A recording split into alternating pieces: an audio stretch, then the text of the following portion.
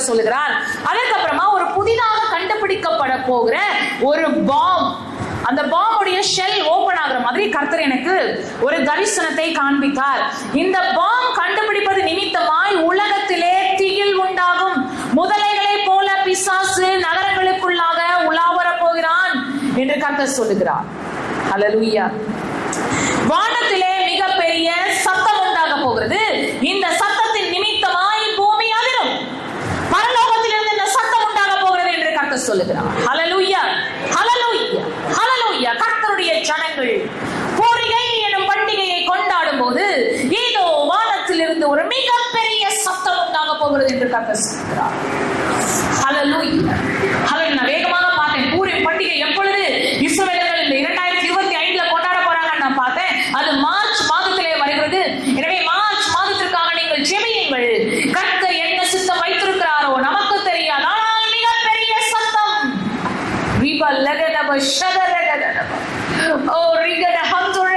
கர்த்தருடைய எக்காலத்தின் சத்தம் தொனிக்கும் போது நீங்கள் தயாராக இருக்கிறீங்கன்னு யோசிச்சு பாருங்க. மிகப்பெரிய திகில் புறச்சாதிகளை மூடும்.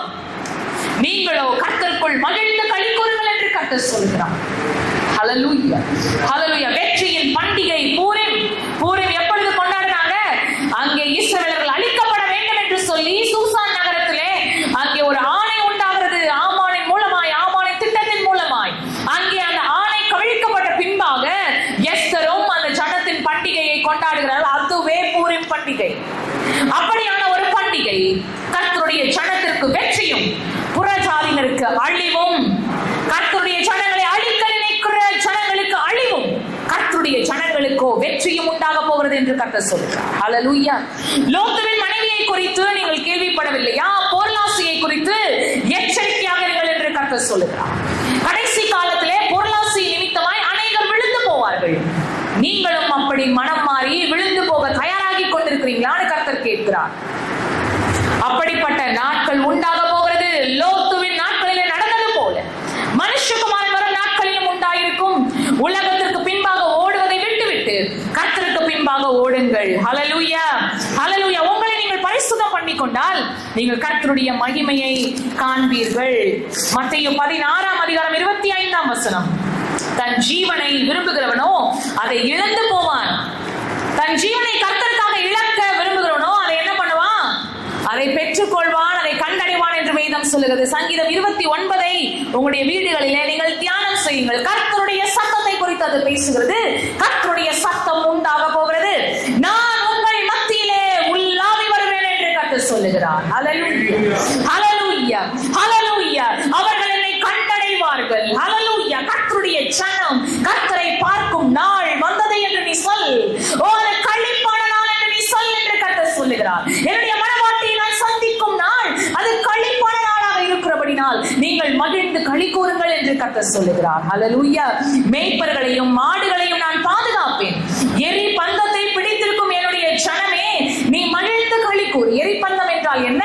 அக்கினி, அபிஷேகம். அந்த அபிஷேகத்தை நீ விட்டு விடாதே.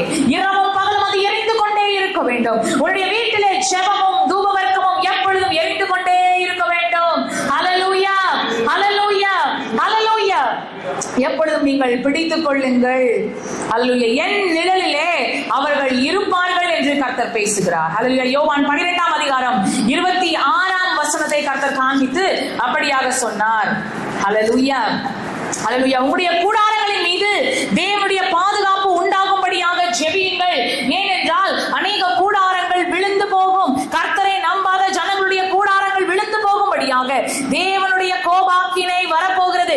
எனவே உன்னுடைய கூடாரம் பாதுகாக்கும்படியாக நீ ஜெபித்து பாதுகாத்துக்கொள். இந்த வசனத்தை கர்த்தரே சொன்னார். ஏசாயா 4:6 எடுத்தவங்க யாராவது ஒருவர் நீங்க அதை வாசிக்கலாம். ஏசாயா 4:6.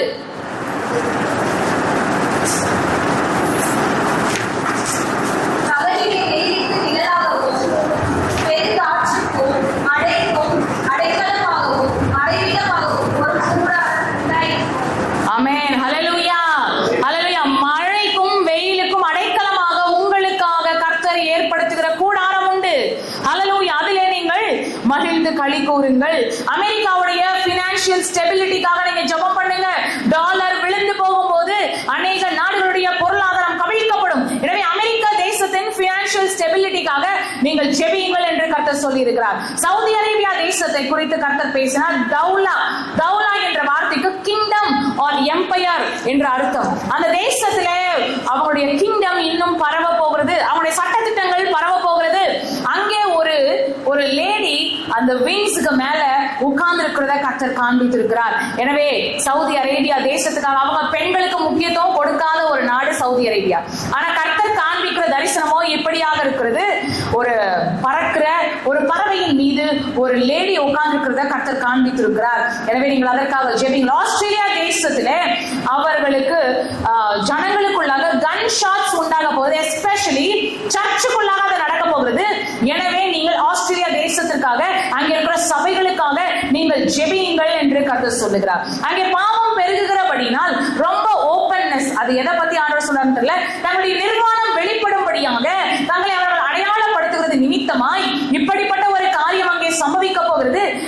சர்ச்சில் அது நடக்க போகிறது. எனவே சர்ச்சுடைய பாதுகாப்பிற்காக, அங்கே இருக்கிற ஜனங்களுடைய பாதுகாப்பிற்காக நீங்கள் ஜெபியுங்கள். சிங்கப்பூர் ஏர்லைன்ஸ்க்காக ஜெபியுங்கள் என்று கர்த்தர் சொல்லி இருக்கிறார். அது மாத்திரமல்ல, யாப் ஜோகி என்ற வார்த்தைக்கு அர்த்தம் என்னன்னு சொன்னா மோனோகேமி. மோனோகேமி சொன்னா என்ன அர்த்தம்? ஒரு கணவன் ஒரு மனைவின்னு அர்த்தம். ஹல்லேலூயா. ஒரு கணவன் பல மனைவி கிடையாது, ஒரு மனைவி பல கணவர் கிடையாது, ஒரு கணவர் ஒரு மனைவின்னு அர்த்தம். அப்ப நீங்க கர்த்தருக்கு பிரியமாக இருக்கும்போது ஒரு கணவருடன் ஒரு மனைவியுடன் நீங்கள் வாழ்வீங்கன்னு சொன்னா கர்த்தர் உங்களுடைய குடும்பத்தை ஆசீர்வதிப்பார். இல்லை என்று சொன்னால் அங்கே வேறு விதமான வேசித்தனங்களும் விக்கிரகங்களும் பிசாசுடைய கட்டுகளும் அங்கே வந்து உங்களுடைய குடும்பத்தை அது குலைத்து போடுகிறதாக இருக்கிறது. எனவே நீங்கள் அதற்கு பயந்திருங்கள். கர்த்தருடைய வார்த்தைக்கு பயந்திருங்கள். மற்றேகா என்று சொன்னால் தேங்க்ஸ் கிவிங் என்று அர்த்தம். எனவே நீங்கள் கர்த்தரிடத்திலே வரும்போது நன்றியுள்ள இருதயத்தோடு வாங்க. சொன்ன மாதிரி கர்த்தரை என்ன மறந்துட்டாரு, அவ்வளவுதான், அற்புதம்னு சொன்னாங்க, எல்லா வீட்லயும் நடந்துச்சு, எங்க வீட்டுல ஒரு அற்புதம் இல்லைன்னு துக்கத்துடன் நீ கர்த்தருடைய சமூகத்திற்கு வராதே. கர்த்தர் உனக்கு செய்த நன்மைகளுக்காக கர்த்தரை நீ துதித்துக் கொண்டே இரு. ஹல்லேலூயா.